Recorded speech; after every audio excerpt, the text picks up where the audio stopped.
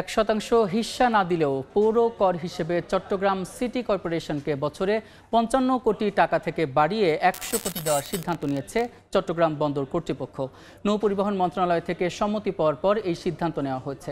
বাড়তি পাওয়া অর্থ শিক্ষা এবং স্বাস্থ্যের পাশাপাশি নগরবাসীর বিনোদনে ব্যবহার করা হবে বলে জানিয়েছে সিটি মেয়র। শাখাওয়াত টিপুর ক্যামেরায় বিস্তারিত জানাচ্ছেন কমল দেব।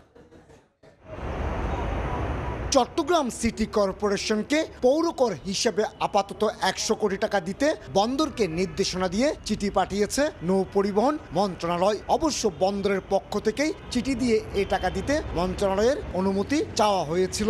মন্ত্রণালয় থেকে অনুমতি পেয়েছি, তো এটা সহসায় আমরা আমাদের বোর্ডের সিদ্ধান্তক্রমে আমরা 100 কোটি টাকা পে করব। চলতি অর্থ বছরের ফেব্রুয়ারি পর্যন্ত সরকারি বেসরকারি হোল্ডিং মিলিয়ে মাত্র 154 কোটি 86 লাখ টাকা পৌর কর আদায় করেছে চট্টগ্রাম সিটি কর্পোরেশন। অথচ 2024-25 অর্থ বছরে সিটি কর্পোরেশনের বাজেট হয়েছে 1981 কোটি টাকার। প্রতি অর্থ বছরে প্রায় 1000 কোটি টাকা সরকারের কাছ থেকে বরাদ্দ পেয়ে আসছে সিটি কর্পোরেশন। প্রত্যেকেই যাতে বন্দর কর্তৃপক্ষের এই সিদ্ধান্তকে অনুসরণ করে সিটি কর্পোরেশনের প্রাপ্য ট্যাক্সগুলো পাওনাগুলো যাতে যথাসময়ে দিয়ে দেয়। আপাতত 100 কোটি টাকা পেয়ে সন্তুষ্ট হলো সিটি কর্পোরেশন। শেষ পর্যন্ত 160 কোটি টাকা আদায়ের অপেক্ষায় রয়েছে।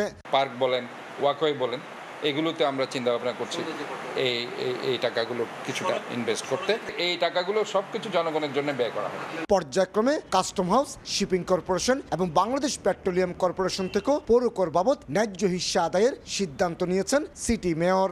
বন্দরের মতো সরকারি অন্যান্য সেবা গ্রহীত সংস্থাগুলো যথাযথ পৌর কর পরিশোধ করলে নাগরিক সুবিধা নিশ্চিত হবে এই নগরীর বাসিন্দাদের।